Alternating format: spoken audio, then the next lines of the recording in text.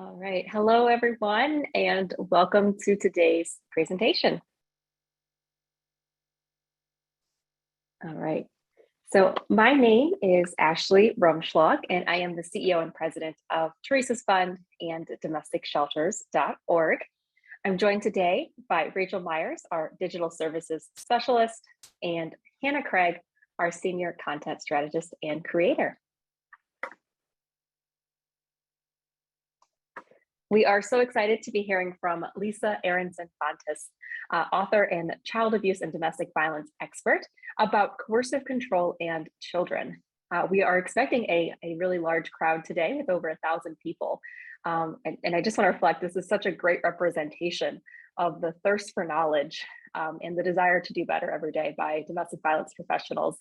And we are just so honored and grateful to be able to provide opportunities for professionals like yourself to help and better help clients and victims and survivors of domestic violence. So thank you for being here. And like I said, we're just so grateful to have you here today. And also, I just want to real quick, we will be here today for 75 minutes. So we'll do about 60 minutes of the presentation and then about 15 minutes of Q&A. So let's dive in with a few housekeeping items so we can get to the presentation. Just so in case you need that. So we do have live closed captionings available. To enable these, please click more and select show subtitles. We'll also provide a transcript. Just some Zoom reminders. This is a webinar, so you are in listen only mode. So your video and audio are turned off. Questions can be put in the Q&A box, and chat can be used to communicate with other attendees throughout the presentation. We'll also send out a certificate, a transcript, and a webinar playback, and along with additional resources within 1 week of the presentation. I'll remind everyone at the end as well, but if you are calling in, so you're listening in on your phone and you're not logged in on a computer, please send us an email to info@domesticshelters.org. That email will appear later as well, but info@domesticshelters.org. All right, so I want to just do something a little different. This is something that I realize we don't market on domesticshelters.org because for obvious reasons, for the part of it's a private thing that we like to do for victims and survivors of domestic violence. But essentially, I just want to make sure everyone's aware that you can give covert access to the free resources on domesticshelters.org to your clients. And I'll show you what I mean by that. So here's some screenshots of our mobile website. So this first one shows you that any time that you log into, or excuse me, not even log in, you pull up domesticshelters.org on a mobile device browser. So whether that be Safari or Chrome, you'll see this little notification at the top. And what that does, when you click that, you're going to select a discrete app icon. So there's that middle screen there, whether it's a calculator, a weather app, a shopping app, things like that. And you can actually change the title of it if you select it.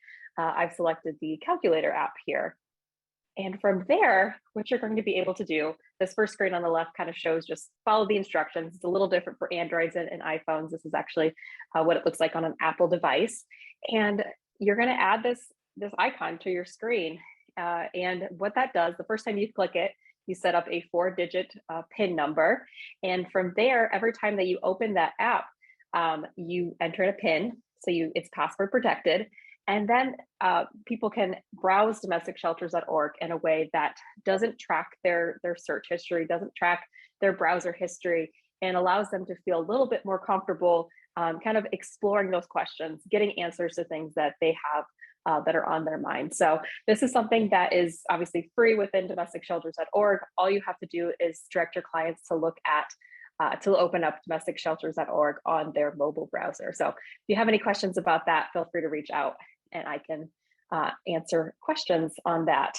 And just a quick reminder, all of our webinars are archived on our website. So we have over 27 different webinars, and you can just email us at info@domesticshelters.org, and we can send you a link to the certificate of attendance if you need that for your records.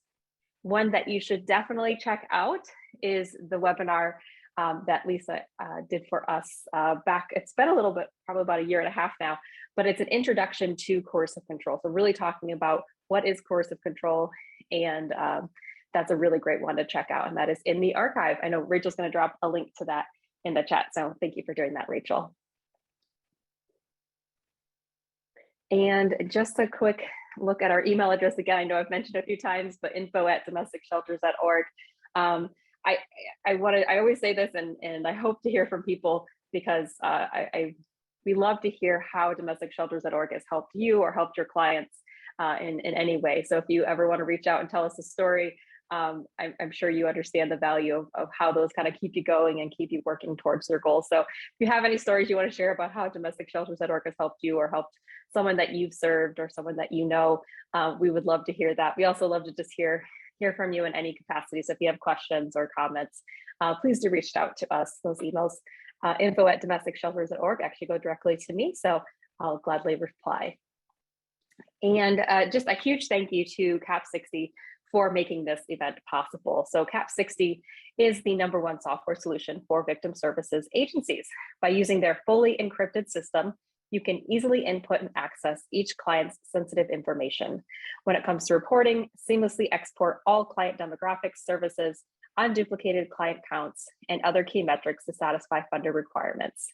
Some of the additional perks of the CAP60 solution include victim and offender tracking, a centralized intake process, shelter and transitional housing automation, outreach and volunteer management, hotline call tracking, counseling and legal silos, and all funder reporting, including VAWA, VOCA, VIPSPA, and the CAPER report. Stick around after the webinar if you'd like to see a brief demonstration of their software and learn more. All right, so I'm so excited to welcome Lisa Aronson-Fontes back. Lisa is a regular contributor to domesticshelters.org, where she writes mainly about coercive control. She is the author of the book Invisible Chains: Overcoming Coercive Control in Your Intimate Relationship. If you'd like to learn more about coercive control, we highly recommend checking out her book. And Rachel is going to be so kind as to drop a link to purchase the book in the chat. So thank you so much for being here today, Lisa. We're so glad to have you. Well, thank you very much, Ashley. I'm really glad to be here. You can hear me okay? I can hear you great. Okay, yes. Great. It's wonderful to see such a large group of people doing such important work. And I'm always grateful to domesticshelters.org and for everything you do, the webinars, the website, the columns, the articles, not just those written by me. I'm always amazed at the ones written by everybody else as well. And so I'm going to dive right in today because we do have a lot of material to cover. So, okay, great. Everything seems to be working.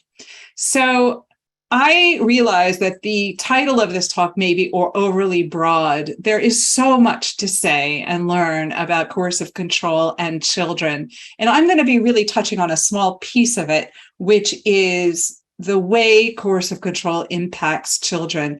I want to encourage you to check out other resources as well. Emma Katz in the United Kingdom has written a book on coercive control in the lives of mothers and children. It's not out yet, but you can pre-order your copy. Evan Stark is finishing up a book on coercive control in children. And my colleague, Christine Cocciola in Connecticut, also has some wonderful videos on YouTube.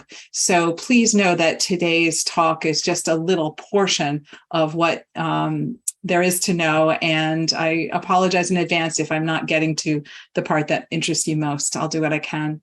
So the plan for our hour together is I'm going to look briefly at what coercive control is and its relationship to other kinds of domestic abuse, very briefly. For those of you who attended the first webinar that I did on coercive control for domestic shelters, just sit tight. It's just the first few slides. We'll talk about how coercive control harms children, the ways in which it harms children. We'll talk about post-separation abuse, including legal abuse, and then also how to help children exposed to domestic abuse. This is all very, very briefly. There's so much more to say and learn. So it's worth saying that there's tremendous overlap between intimate partner abuse and child abuse. They really go hand in hand. In families where domestic abuse occurs or intimate partner violence occurs, the rate of child abuse or neglect is 4 to 15 times higher than in families without domestic abuse. Now, you might say 4 to 15, that's a huge range. How come we don't have better statistics? Well, different studies find different things depending on how they're defining child abuse, how they're defining domestic violence. So we just know that if you find one, you're much more likely to find the other. So please keep that in mind. But in addition to that, in addition to frank child abuse, exposure to domestic abuse or intimate partner violence or coercive control itself is traumatizing. And that's what we'll be looking at today. I do want to tip my hat to Dr. Evan Stark, as I always do when I talk about coercive control, because he really, with his 2007 book, Coercive Control, How Men Entrap Women in Personal Life, he really set the stage for the rest of us. It's like the Bible in the field. And I'm really grateful for his mentorship, his personal mentorship, as well as his leadership in the field, which continues to be absolutely amazing. I wrote the second book on coercive control, which you'll see there, in part because I wanted to write a book that was highly accessible to the general public. And it's been translated into several languages, including Spanish. And it's the kind of book that you could recommend to your clients, your neighbor, and you don't need an advanced degree to read it. Not a lot of references, but I think it can serve as sort of a primer on coercive control. A lot of people say they found it useful. So basically, looking at what coercive control is, the what I'll call the old model is looking at domestic violence as episodes of abuse. So what is domestic violence? It's hitting, it's kicking, it's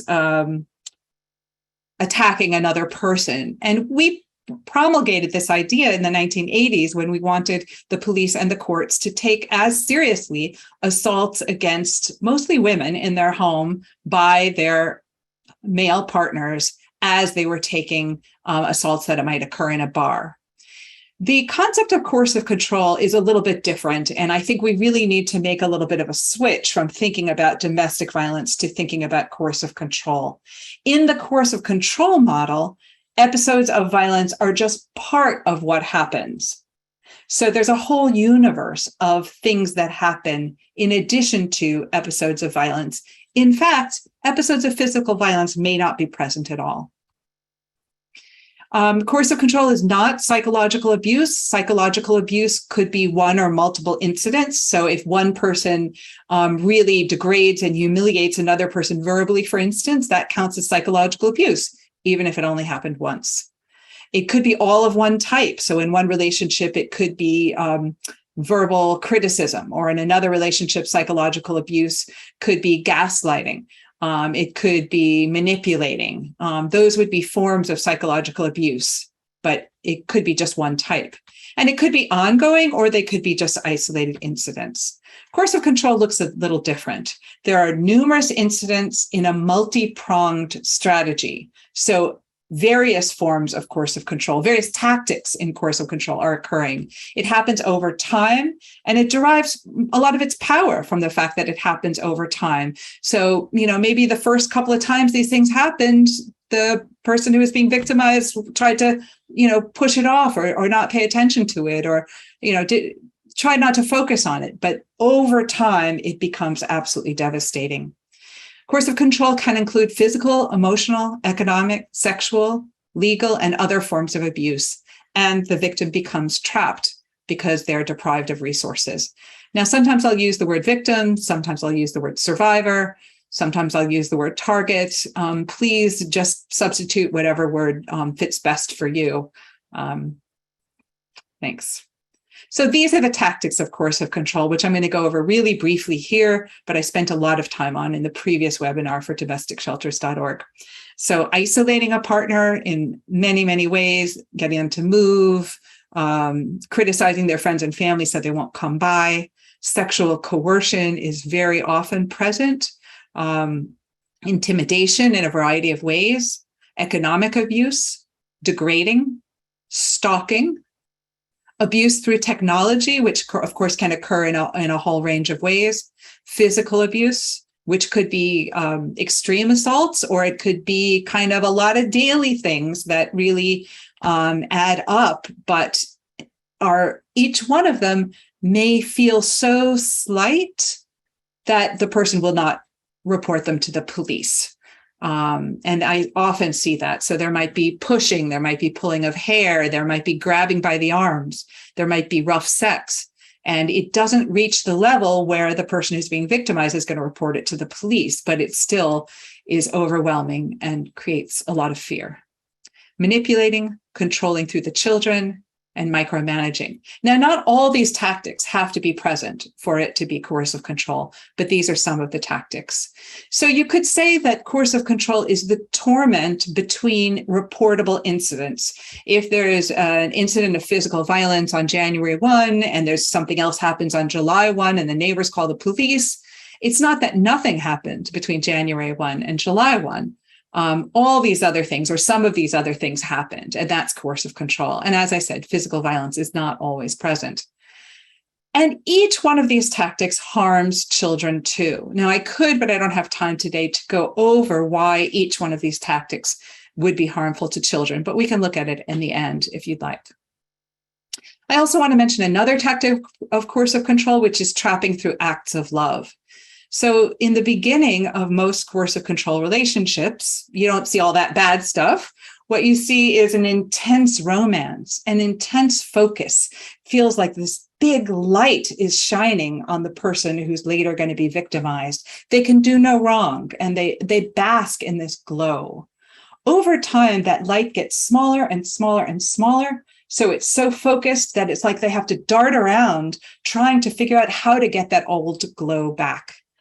And if the person who's targeted feels like leaving, or expresses that they're going to leave, or tries to leave, or is beginning to get really discontent, then the abuser may use those grooming tactics again, taking out the photo album, being sweet, flowers, chocolate, and so on. So abusers act affectionate and romantic to keep their partner in the relationship. I like to think of it not as a cycle, but as another tool in the toolbox, the loving acts. The final slide on coercive control generally. So coercive control is a strategy that some people use to control another person. You can see it in settings other than couples. You can see it in military, sports, at work, in cults. Elderly and people with disabilities are especially prone to it. But with intimate partners, it's 24/7, which is not always true in these other settings. It exists in same-sex couples. You can see people of all genders be victims and victimizers. But in heterosexual relationships, it's more often men over women. And I'm happy to address that if you'd like at the end. So now let's look a little bit more at the issue of children. I have been very active for 30 years, makes me seem old, but yeah, it's 30 years, in the field of child abuse. And also much more in the last 10 years in the field of intimate partner violence. We act as if these fields are completely separate. There are separate funding streams, separate professional organizations. There's a really kind of different career paths. Those people who look at domestic abuse, a lot more volunteers in that field than people who look at child abuse, tends to be more professionalized. Although, of course, there are plenty of professionals in intimate partner violence as well. There's more money in the field of child abuse, I think, for a range of reasons. So we act as if they're separate, but of course, in families, they often co-occur about 50% of the time. So the reality of most situations of child abuse and domestic violence is that there is a man abusing his female partner and his children, both. Now, of course, there are situations where a woman is abuser. There's a situation where there's no man in the house at all. Every situation can exist, but this is the most common scenario. There is a man, he may be a father, stepfather, mother's boyfriend, who's abusing both his female partner and his children. What is it like to live in this kind of situation for kids? Even if they don't witness the physical violence, which sometimes they do, I hear these stories all the time, but they have the sense of threat.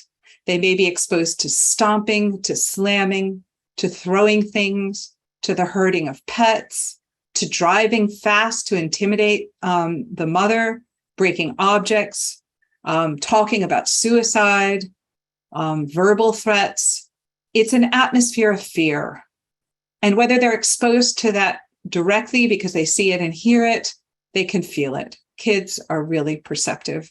And research shows that even when parents think that kids don't know, the parents might say, we only fight in the garage or only after the kids are asleep. The kids know.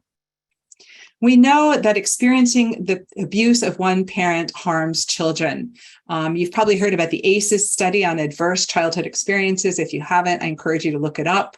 But it's found that there are long-lasting health effects of being exposed to violence against the mother in childhood. I'm sure there's long-term effects of being exposed to violence against any family member, but the ACEs study, the original study, was violence against the mother. It's destabilizing for children, makes it difficult to concentrate in school. Too much mental space is occupied with the abuse, with the risk, with the threats, with the worry. There's a lot of energy to make sure the mom and the siblings are safe, and feelings of guilt when the child cannot do that, which most of the time they cannot or can't do it safely. Feelings of guilt if they're not the ones being targeted.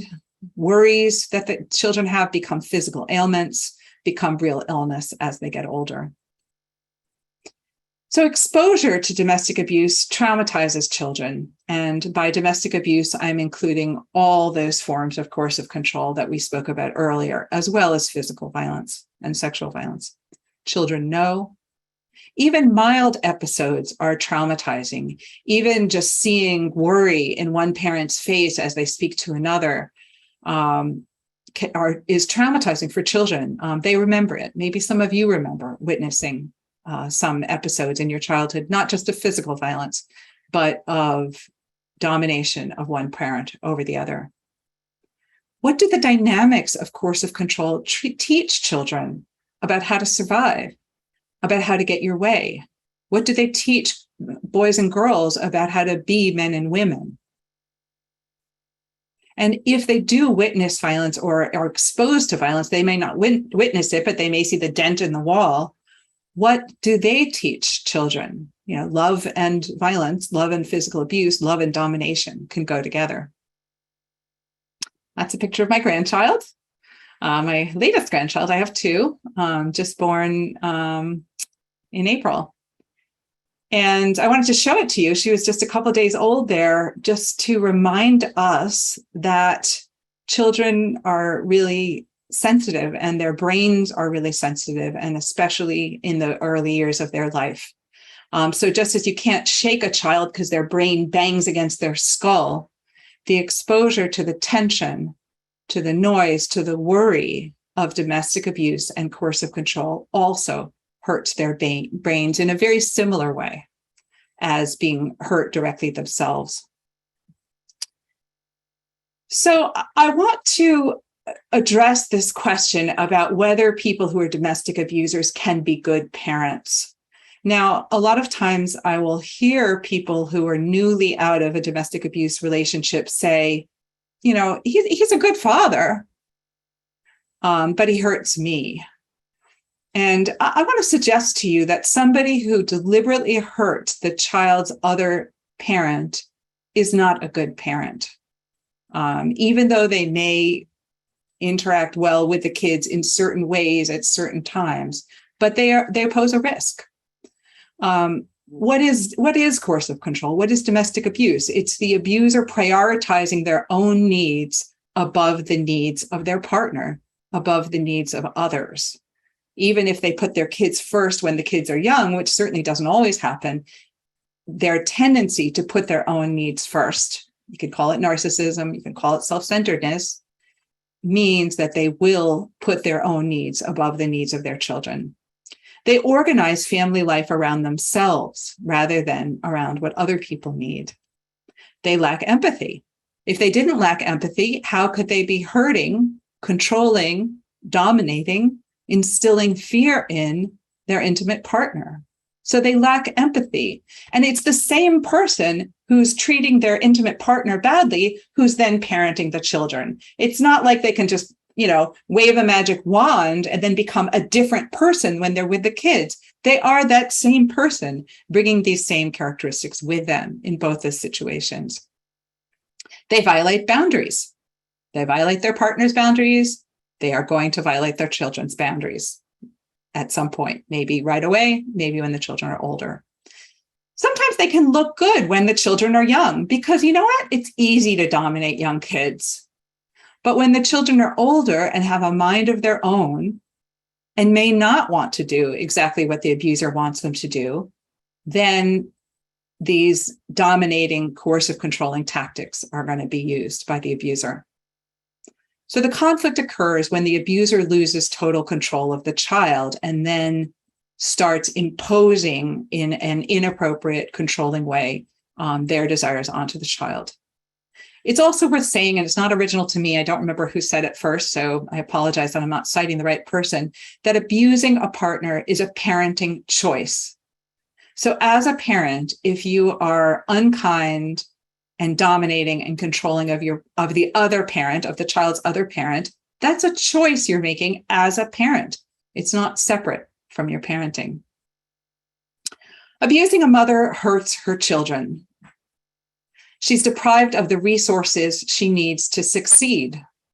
So whether it's schooling, working, friends, contact with family, the ability to rest, she can't have that in a coercive control, domestic abuse situation.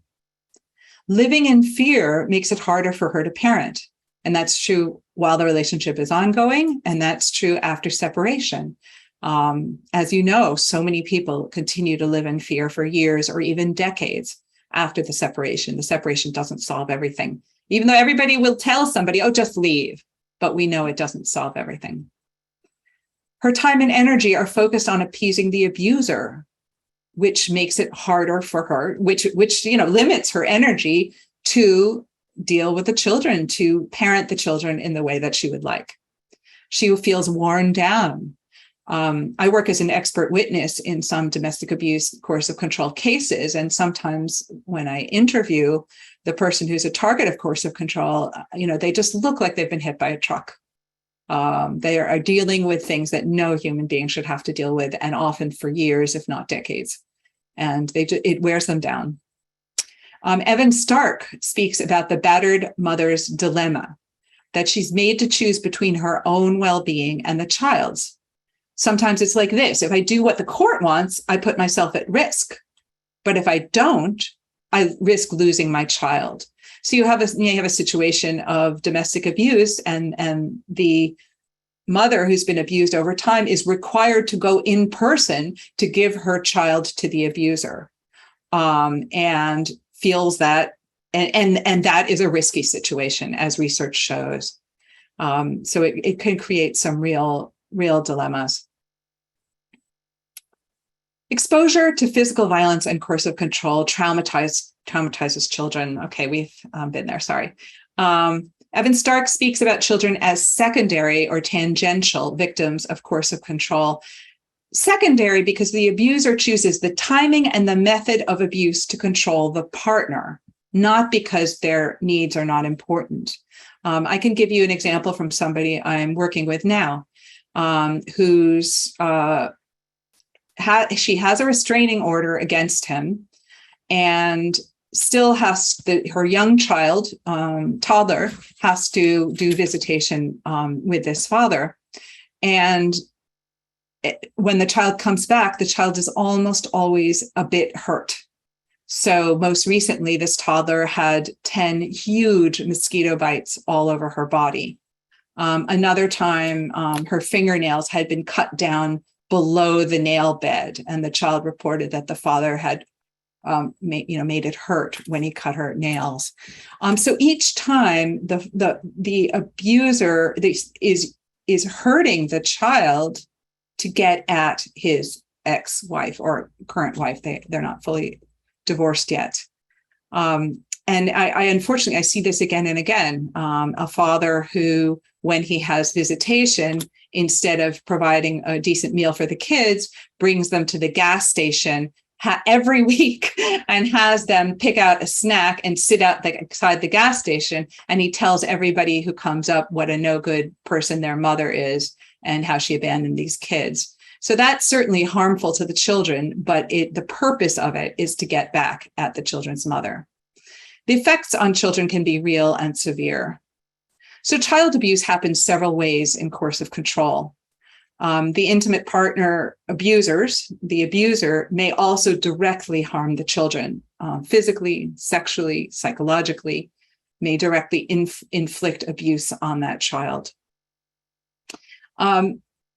The abusers also often coercively control children, so it may not qualify as physical abuse, but they may isolate the children. The children are not allowed to have play dates. They're not allowed to see other people. They're not allowed to behave in normal ways. They may degrade the children.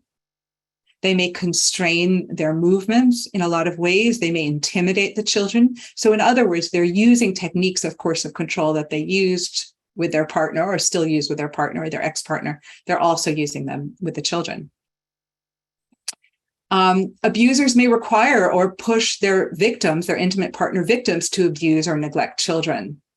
So, I mean, this just tears at my heart because a caring parent may be forced to act in uncaring ways to appease the abuser, so the abuser doesn't hurt the child worse. There have been cases of mothers who've watched their child starve to death because they felt if they could just do a little bit, they could save the child, but it wasn't quite enough.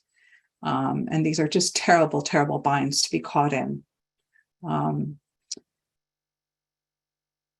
Yeah.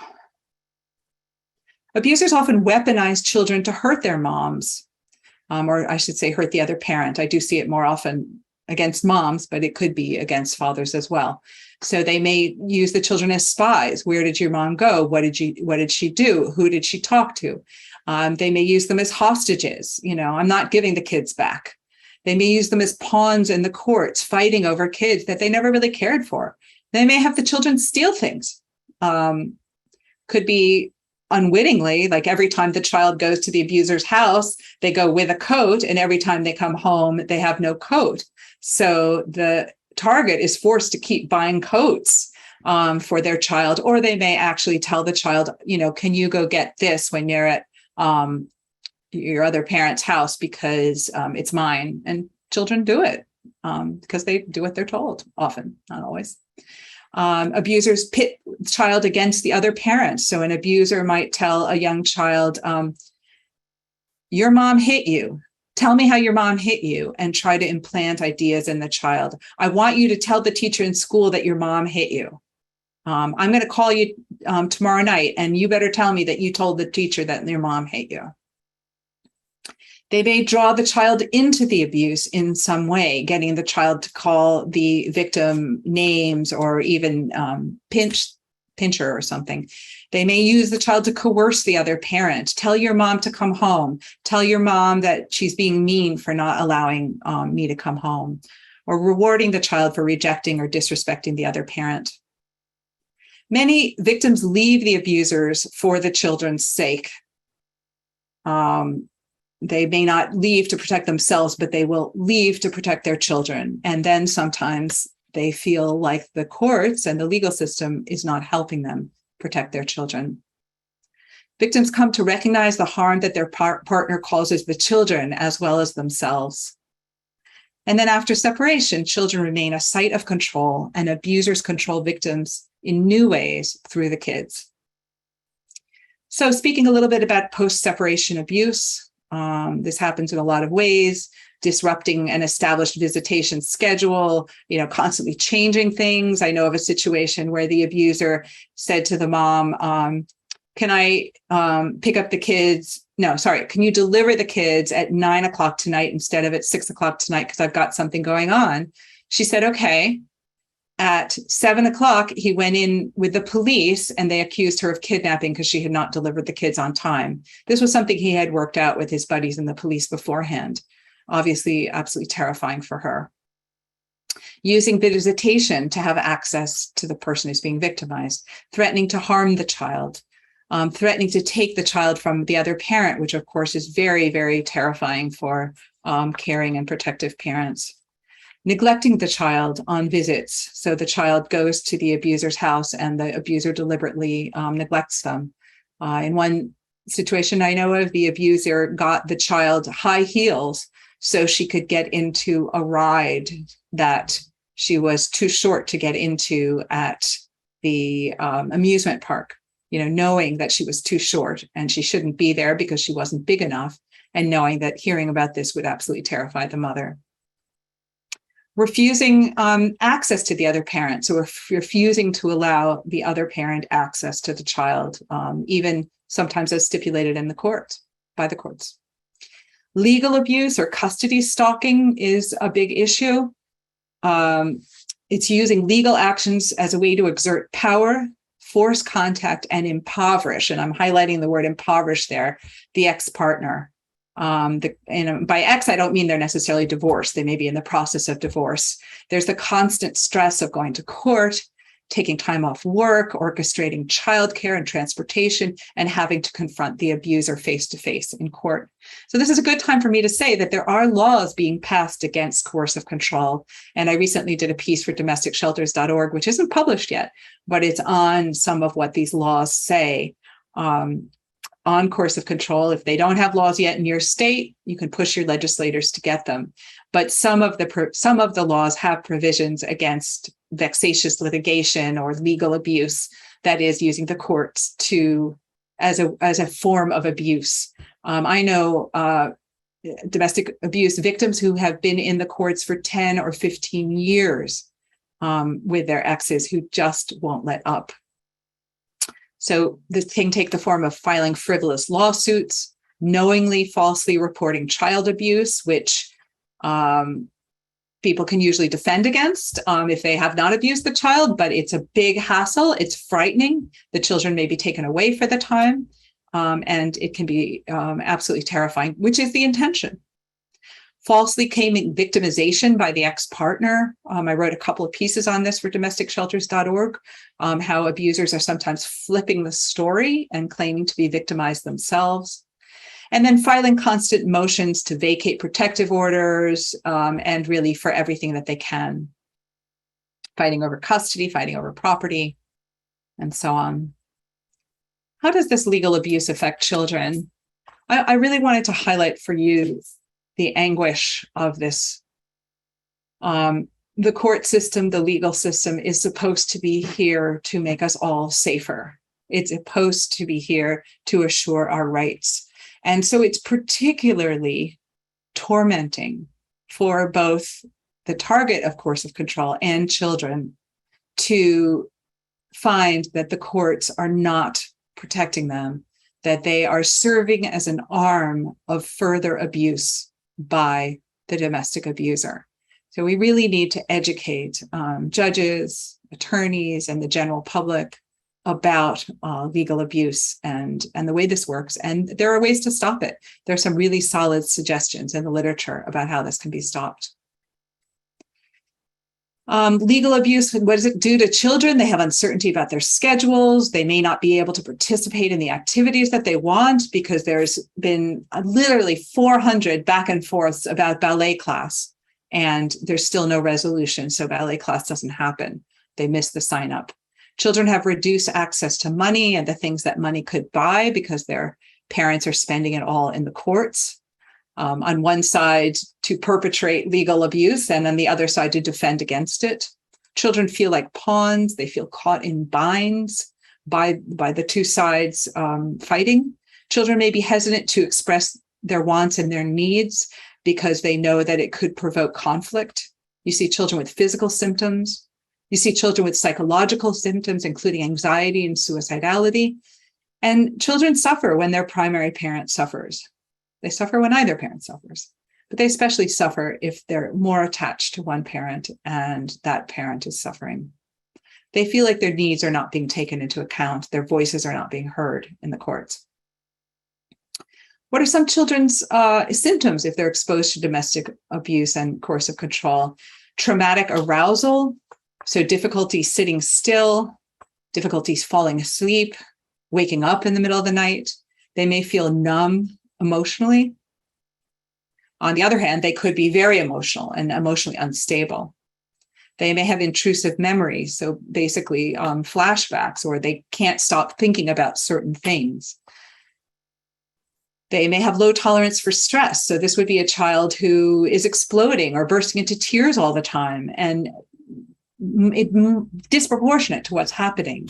And that can be because of their exposure to the coercive control. You may see children with depression, anxiety, low self-esteem because of the way they're treated. They may withdraw socially. They feel like no one understands them.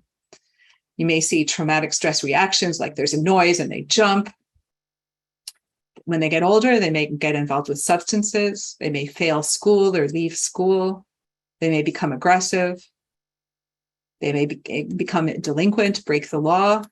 Remember, if one parent is breaking the law or doing things that are illegal or immoral, that serves as a model for them. They may become suicidal. They may enter into violent relationships as the abuser or the abused as they get older. This is what they've seen. This is what seems normal to them. And I want to say also that a lot of children are okay eventually. That I don't mean to say paint everything really negatively. A lot of people survive very difficult childhood circumstances and thrive as they get older. But of course, if we have the choice of preventing their exposure to these difficult circumstances, we should. Just briefly, parental alienation, which is another whole topic. Sometimes victims of coercive control are accused of parental alienation. So maybe a child has witnessed, let's say the father screaming and yelling violently, loudly, using his body to intimidate the mother, even if there's no physical violence. And a 3, 4, 5, 6, 7-year-old child becomes afraid of that father who's behaved in that way. Then you'll often see the abuser will turn around and accuse the mom of alienating the child, not taking responsibility for their own actions in relation to that child. So abusers can accuse the victim parent or the protective parent of engaging in parental alienation syndrome, which is not a syndrome. It's not a syndrome. It's not a mental health diagnosis. It's the unscientific and discredited idea that mothers routinely use allegations of abuse to brainwash their children against their fathers. Yes, parental alienation sometimes occurs. One parent might try to turn the children against the other parent. I see this more often with abusers trying to turn children against the victimized parent than I do the victimized parent trying to turn children against the abuser. So often I hear victimized parents saying, I would love for my kid to be able to have safe contact with the other parent. I just don't know if it's possible. The idea of parental alienation discredits victim parents' well-founded safety concerns for themselves and their children. With parental alienation syndrome, abusers use child custody litigation to lay claims to being victims and further attack victim parents or protective parents. And I love this quote from the National Council of Juvenile and Family Court Judges. It is often legitimate for the partner of an abusive parent to try to protect the children from exposure to abuse, or to try to secure his or her own safety from the abusive partner by limiting that partner's contact with the children.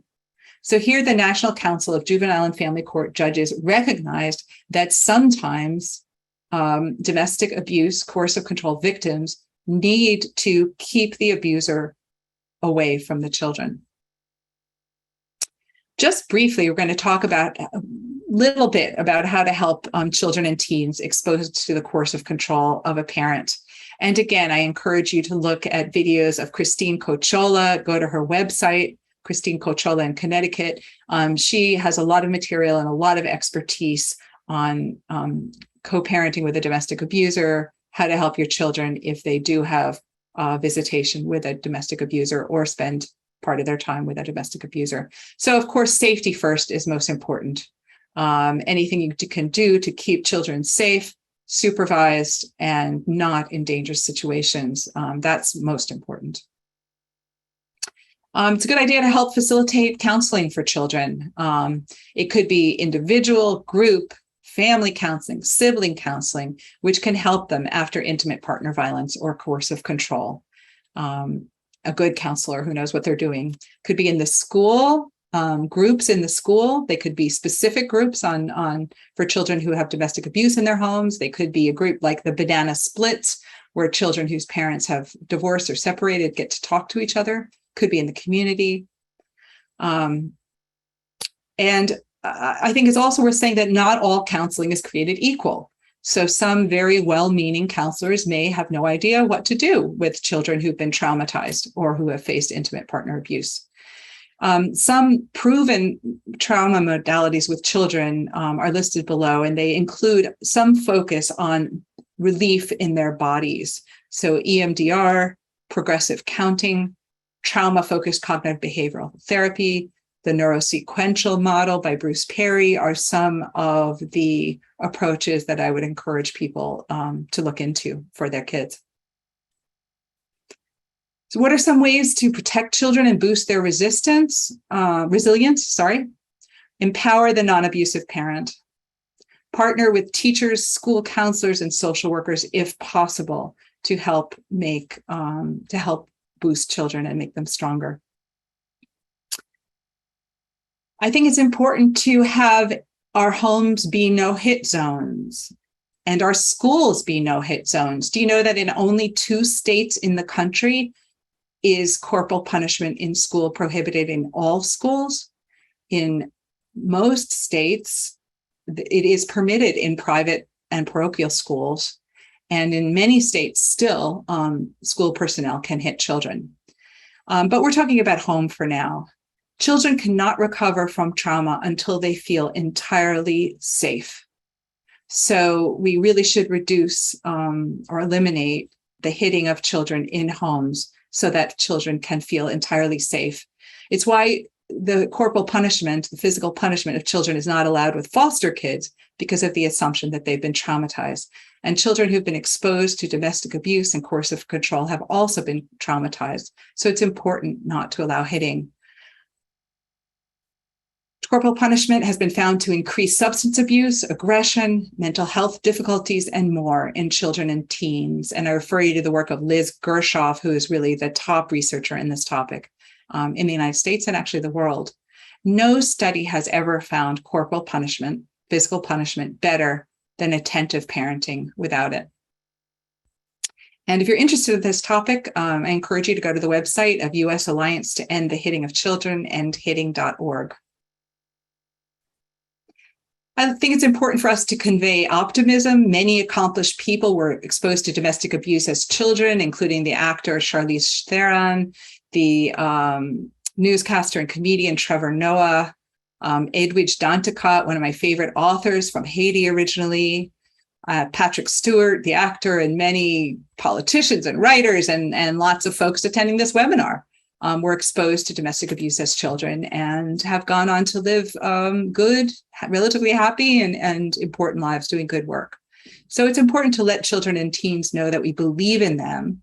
They can't control everything in their lives, but they do have the power to make some choices, especially when they're teenagers, that will lead them onto a positive path. I think it's important to lower stress at school. I don't know if you're familiar with the movement on trauma-sensitive schools. They have a newsletter. I think it comes out monthly, but you can sign up for free. And we can make schools much better for children who've experienced trauma. Children who've been exposed to intimate partner abuse and coercive control can be triggered by unpredictability in their schedules. They really like to know what's coming next. 2-minute warning, we're going to do the next thing. And have a schedule written out so they can follow it, whether it's in writing or in pictures, depending on their age. Sudden loud noises, interpersonal conflict can really trigger them, put them in a state that's difficult for them to get out of. Some things that can help in school: eating lunch with a favorite teacher, having a predictable sequence of classroom activities, reducing the noise in classrooms, and creating a chill space at school, in shelters, and at home, where a child can go if they just want to be by themselves for a little bit. So there's a lot more I could say about how to help children who've been in situations of coercive control and domestic abuse. And I hope we'll have more time to talk, but we are going to have some questions. So some key takeaways. If you have a case of child abuse and you're puzzled by what's going on, maybe the behavior of one of the parents seems unusual, consider that it could be intimate partner abuse, coercive control abuse. Abused and controlled parents and their kids should be treated as a unit facing a common threat. So we can't really say the kids are over here and somebody who's being abused by the other parent is over there. They both have to deal with this person who is controlling and abusive. A history of control poses a greater risk of homicide than does a history of physical violence. In fact, in 20 to 30% of cases of domestic homicide, there was no prior physical violence until the murder, which usually happened when, often happened upon separation or something that made the person who later committed the crime feel threatened. I want to thank you for your time and the work that you do. There's my book on coercive control in English and in Spanish. I very happily write columns for domesticshelters.org. There's my email, there's my website. And now let's open it up for questions. Wonderful. Thank you so much, Lisa. That was really, really fantastic. Yeah, we do have questions coming in, and encourage anyone who hasn't already submitted their questions to do so in the Q&A box. But let's go ahead and start off with this first question here. And I'm reading through it. I'm going to read it out loud, and we'll see if this triggers an answer on your end. I'm not quite sure exactly what they're getting at, but we can just skip it if it's not relevant.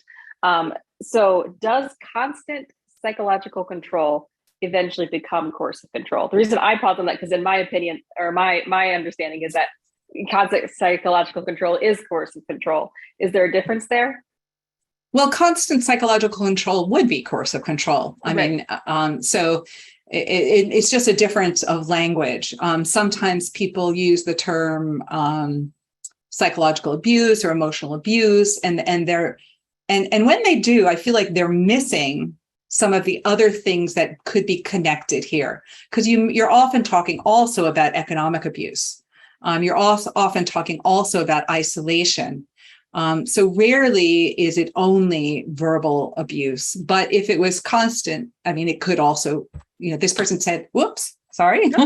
This person said psychological abuse. They didn't just say like verbal abuse. So I think that what they're describing is coercive control. Yeah. Okay. That makes sense. So one person asked, so I've been taught to not talk bad about the non-protective parent. What kind of effects could this have on a child if there is bad talk about the abusive parent and vice versa? Well, I think that in general, we want to help children understand their situation. So we don't want to badmouth the other parent. It's not helpful for them to understand their situation to say, your mom is an X or your dad is an X and use names. That would not be helpful. On the other hand, we also can't completely deny children's experience. So if children report, let's say, the other parent, locked me in my room for 2 hours or screamed and yelled at me and I was really afraid, I think that we can acknowledge the reality of that experience and say, I'm really sorry that happened to you. How did that make you feel? Can I give you a hug?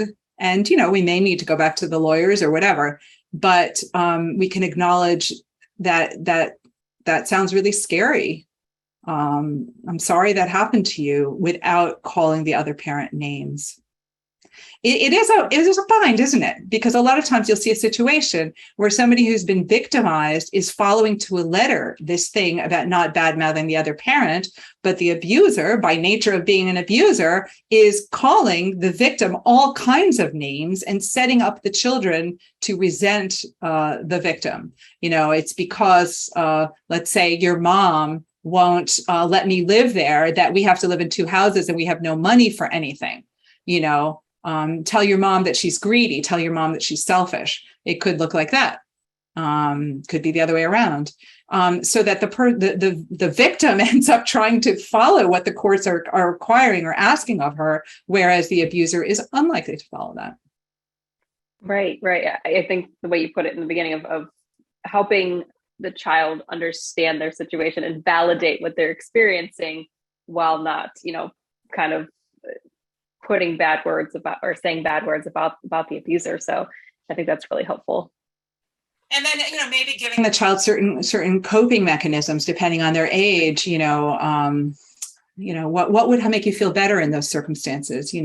You can draw, you can do exercise, you could say, I need to go to my room a little bit.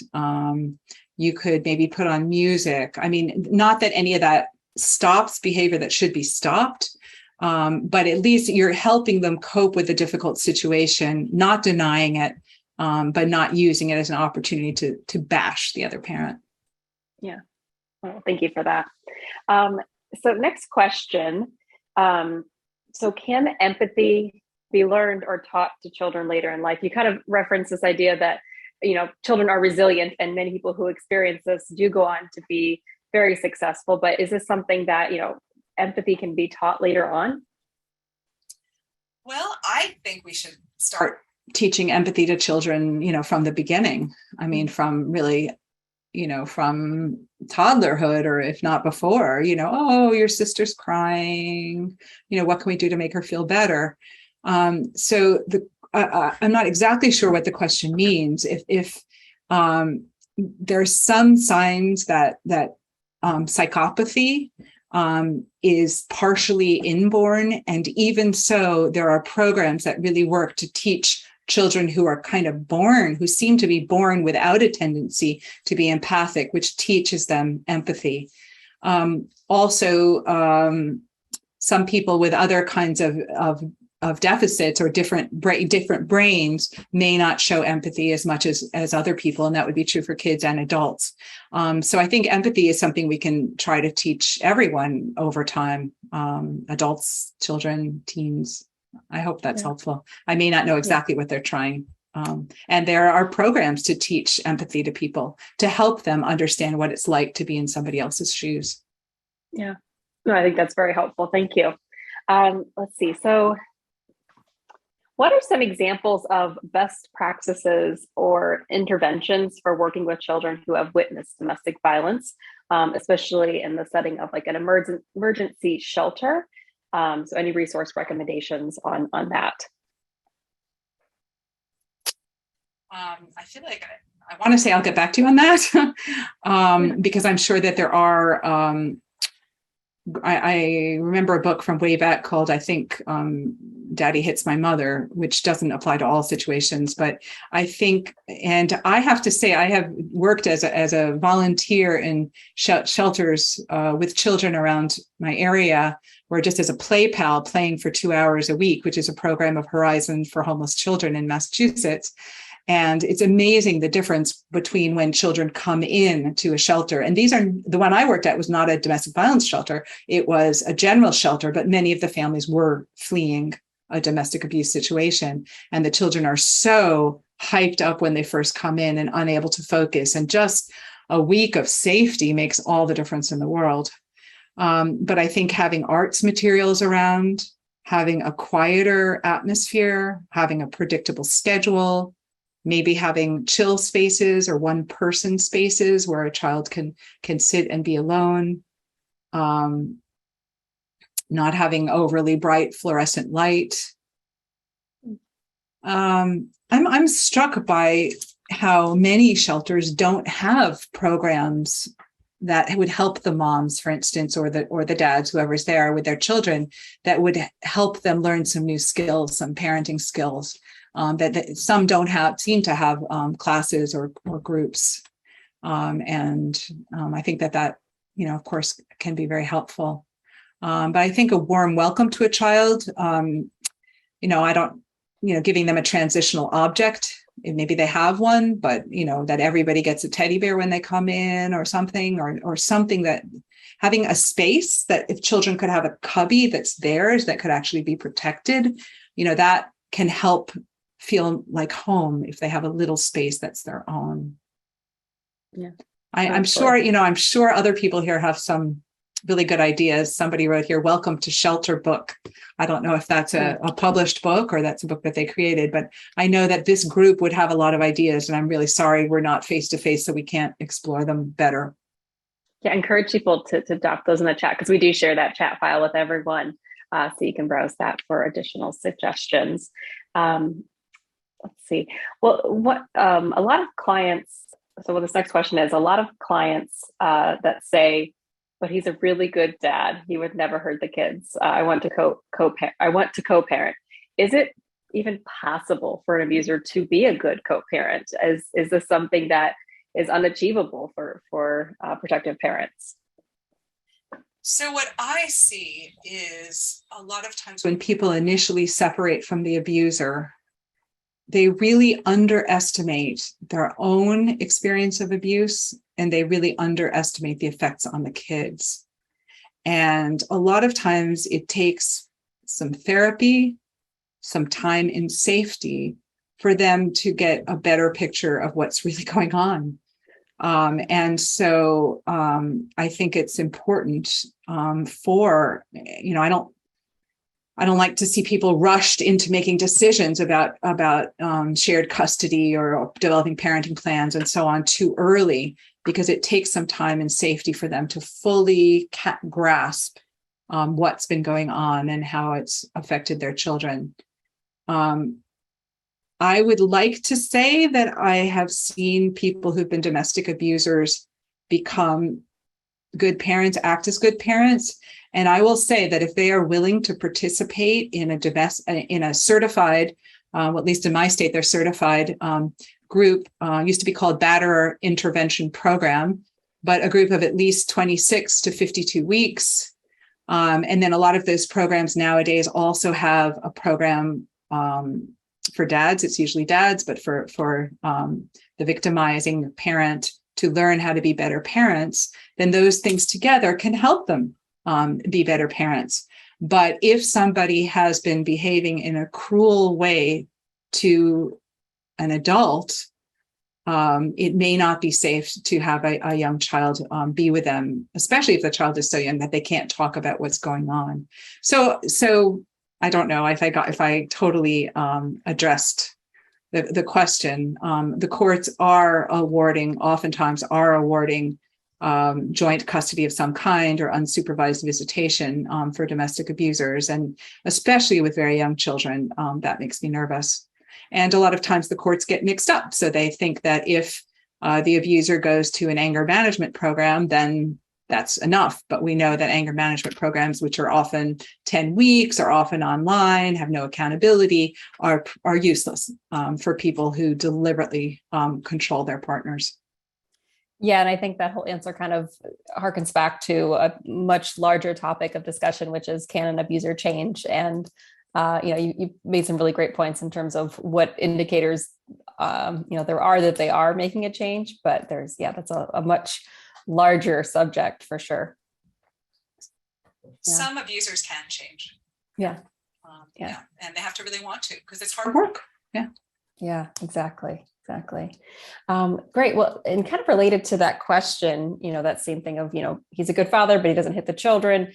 But how can you, as an advocate, if you were sitting in the chair and someone's sitting across from you and said just those words that, he doesn't hit the children, he's a good father, what would you say? What words would you use to say to them, that is abuse, that does make them a bad father? Well, I would be very careful about saying it just like that. which I guess is why the person asked the question.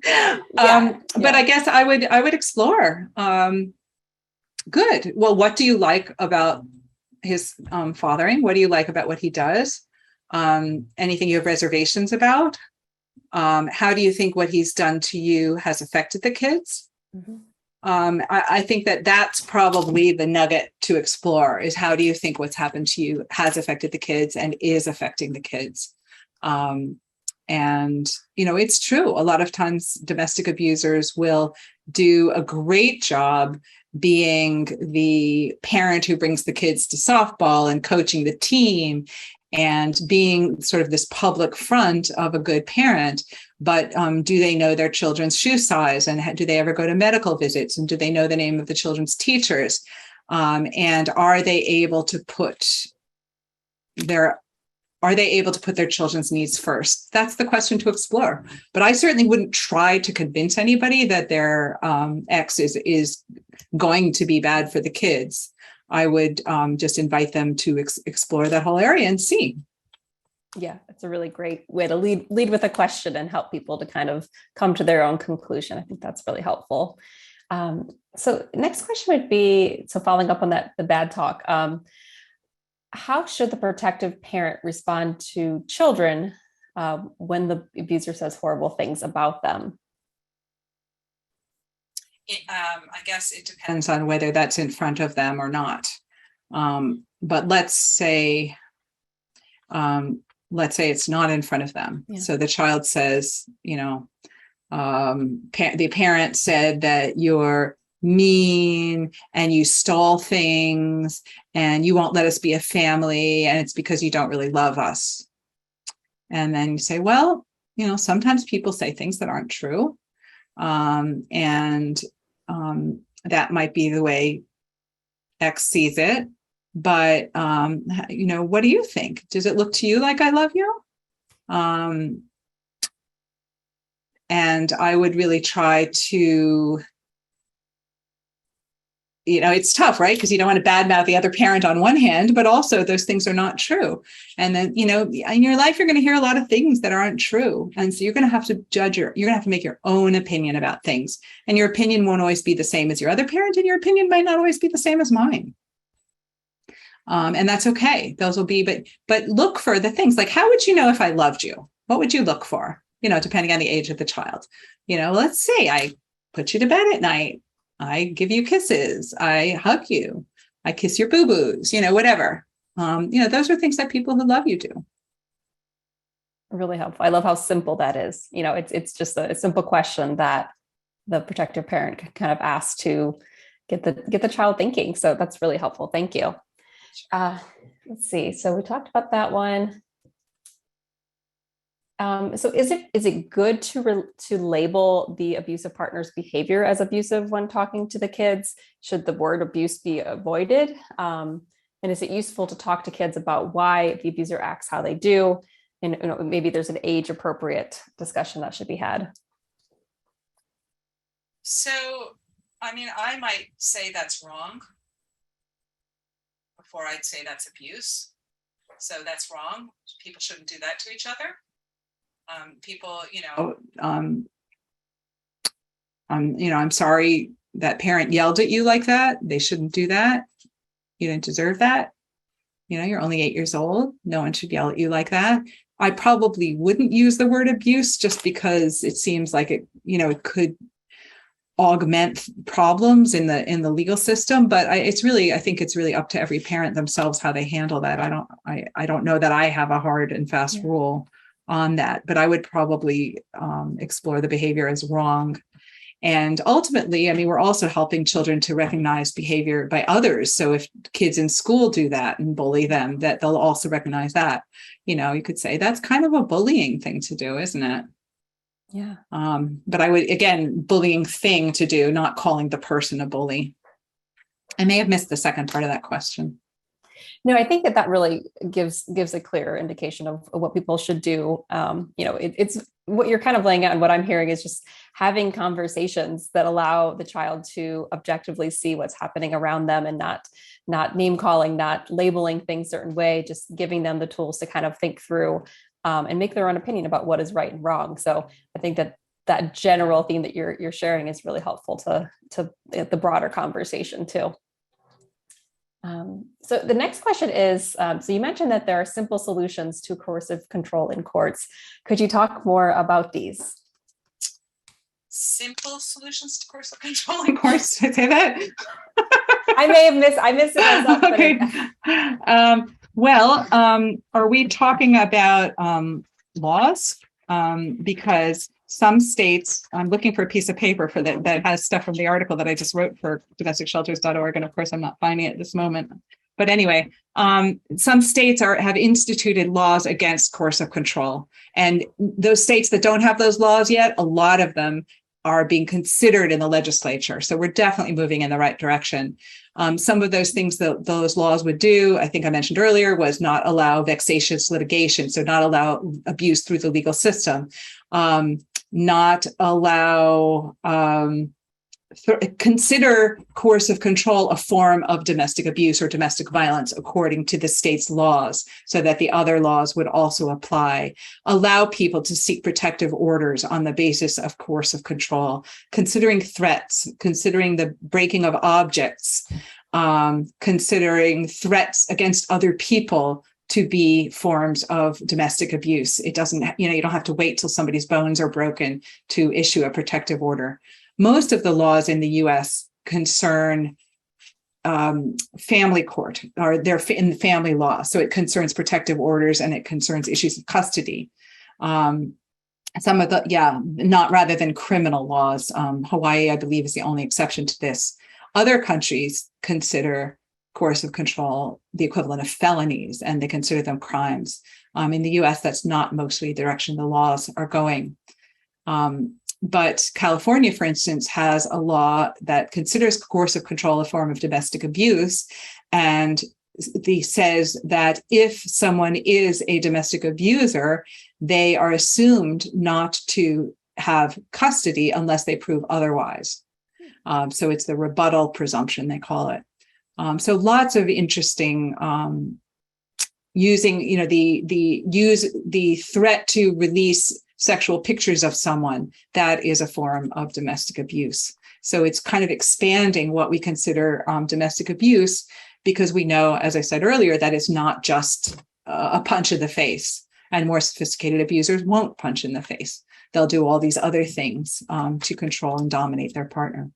Yeah, well, that's so comforting, because I know the last time we met, I think you listed maybe 3, maybe 4 states that were very close to laws. So yeah, I'm really looking forward to getting that article out to everyone, so everyone can see, what progress has been made. So that's very comforting.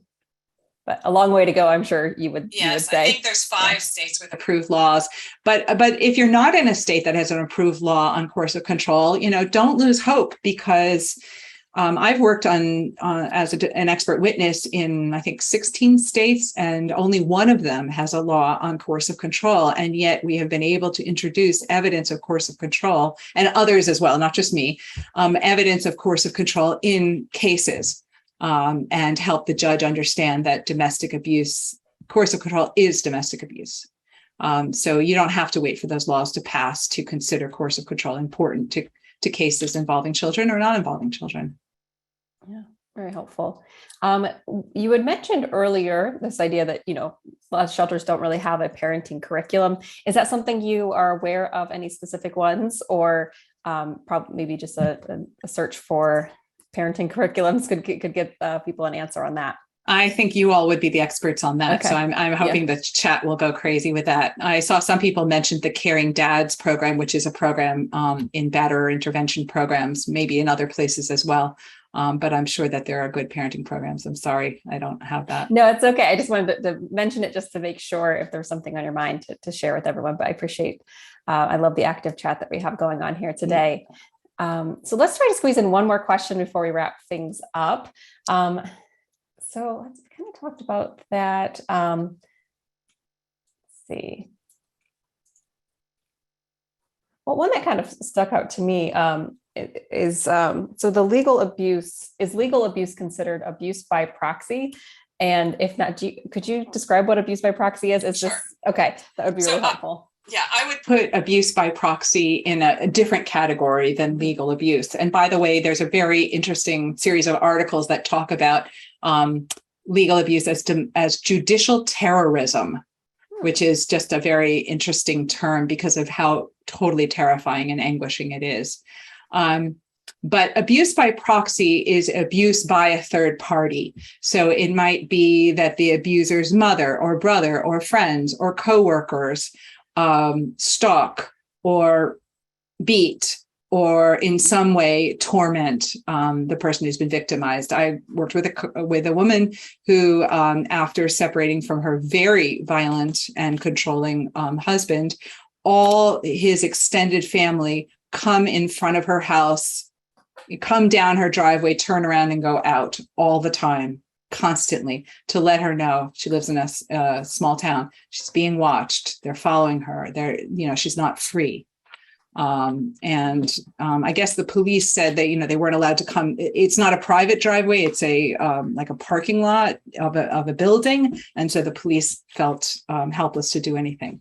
So abuse by proxy is having a third party abuse instead of the abuser himself, or herself. There may be a restraining order, a protective order. So the abuser wants to look okay. So they have somebody else engage in abusive actions. Awesome.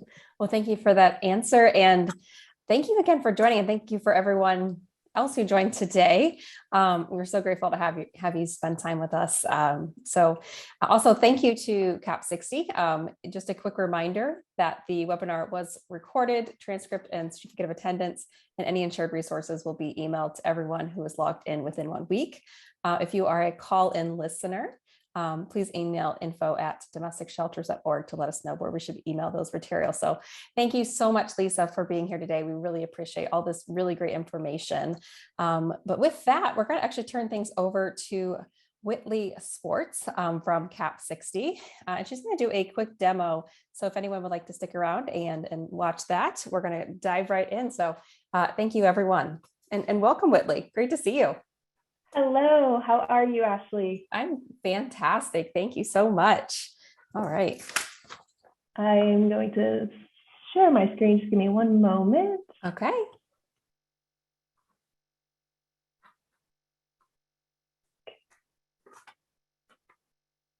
There we go. All right. Are you able to view my screen? I can see it. Yes, I see that great video. Okay, great. Well, thank you all. My name is Whitley. I'm the Senior Product Manager at CAP 60 Software Solutions. Ashley, thank you so much for putting this incredible and helpful webinar together. And a huge thank you to Dr. Lisa for sharing your insights with all of us and just giving us, more tools to work with. CAP 60 is an agency-wide client management reporting system. We are compliant with all major funders, including VOCA, VAWA, FISPA, and soon to be the CAPER. I'm going to play a brief 7-minute demonstration of some of the highlights of our system, mainly our client intake process.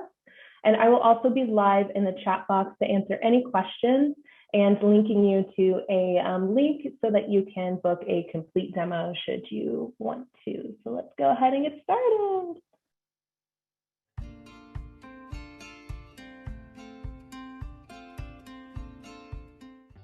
Welcome and thank you for joining our CAP 60 Victim Services demonstration. The CAP 60 architecture is laid out in a hierarchical and modular format. From our client module, search for existing clients, check the offenders list, or look through the call log.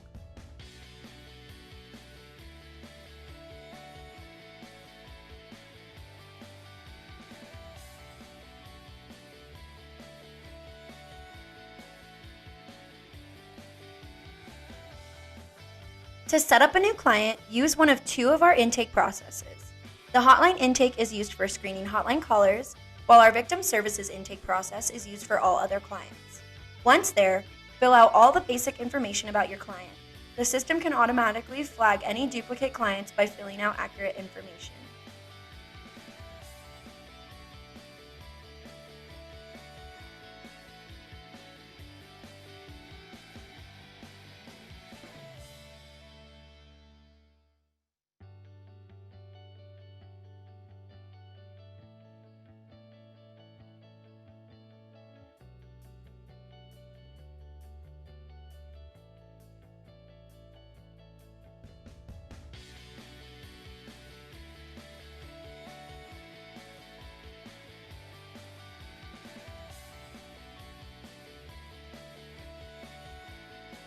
Next, you'll be directed into the intake process to continue building your client's profile.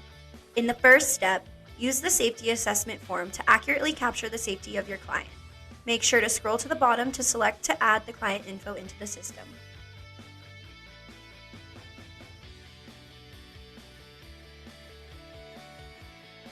Step 2 is the primary victim page. On this page, fill out all demographics for your primary victim. Notice the VOCA and VAWA characteristics are displayed in a checkbox form. Make sure to include as much detail as possible.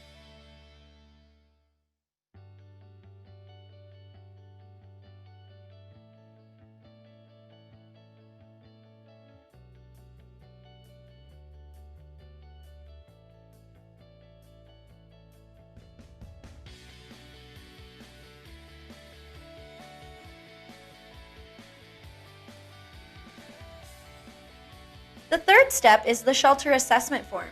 Use this to mark down any necessary information about the client's shelter stay. Next is the family information page. On this page, fill out all household level information, including address, city, zip code, county of residence, family type, and more.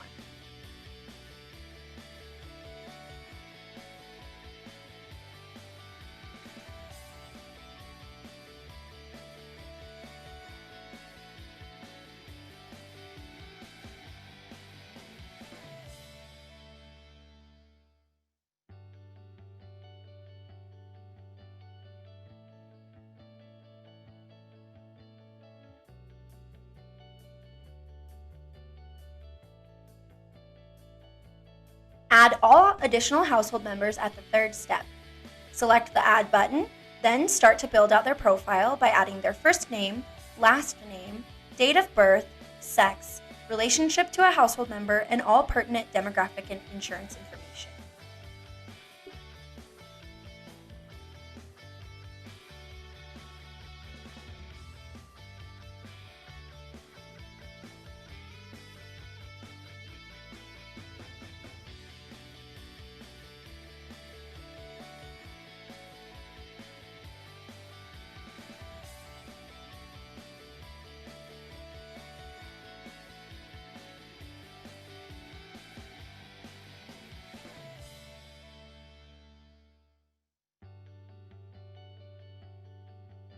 The offender page allows you to track any information about the person who's victimized your client.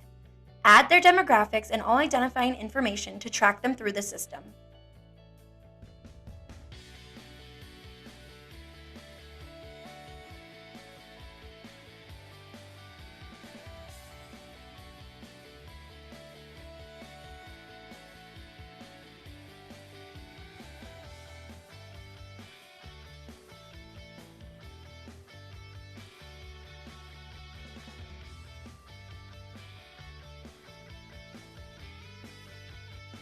The seventh step is to fill out the victimization information.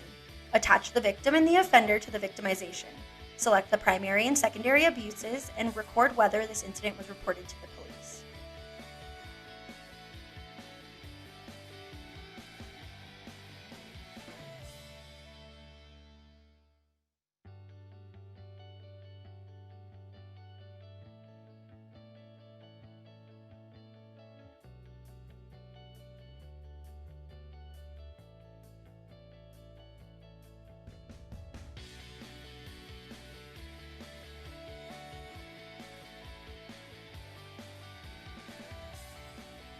Next, add the household's year income by choosing an estimated income range and selecting the sources of income.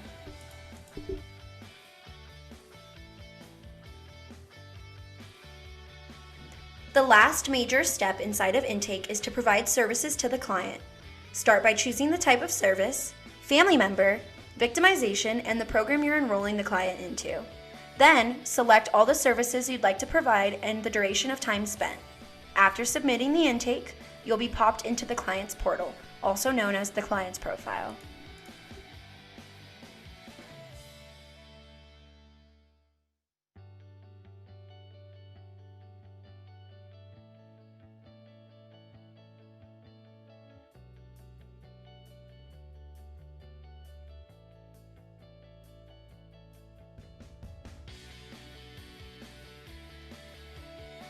On the client dashboard, check the client's alerts, demographics, information, enroll them in a program, and more.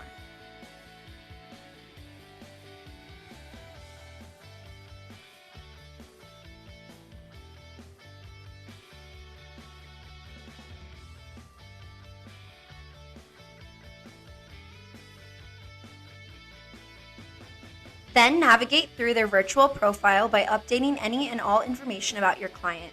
Provide them with services, referrals, forms, and build goals.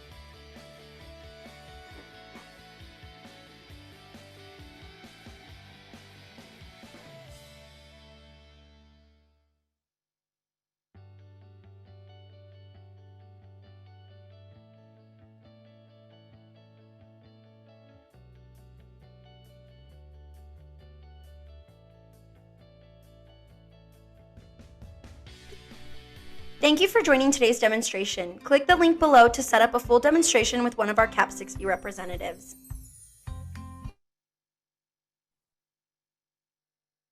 Fantastic. Thank you so much for that, Whitley. I really appreciate it. Absolutely. Thank you, Ashley. I was unable to access the Q&A chat box. Let me double check to see if any questions came in specific to the demonstration. Otherwise, I didn't see anything in the chat. Okay, so one question that came in is CAP 60 for California. Where do you serve? So can you answer that for them? CAP 60 is nationwide. Fantastic. And how about Canada? We are working on expanding into the Canadian market. So whoever's asking about Canada, please reach out to me directly. I'd like to speak with you about your options. Okay. Wonderful. And Whitley, do you want to just remind everyone what your email address, maybe say it out loud and type it in the chat real quick, and we can go ahead and wrap up. Yes, my email is Whitley, it's WHITLEY @cap60.com. Also, just put it inside of the chat box. And if you are interested in booking a full-length demo, they're about an hour long. There's another link inside of the chat box where you can schedule your own demo.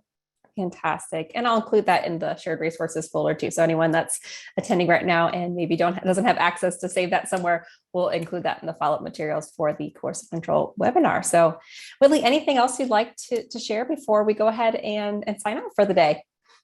I believe that's it. Thank you so much, Ashley, for this opportunity, and I hope to hear from some of you soon. All right. Thank you so much, Whitley. And thank you to CAP 60. And thank you to everyone who joined us today. I hope you took away a lot of really great pieces of information. And like I had mentioned before, you'll receive an email from us within a week with a recording, all of the links that we referenced today, as well as a certificate of attendance. So thanks again and enjoy the rest of your day. Bye-bye.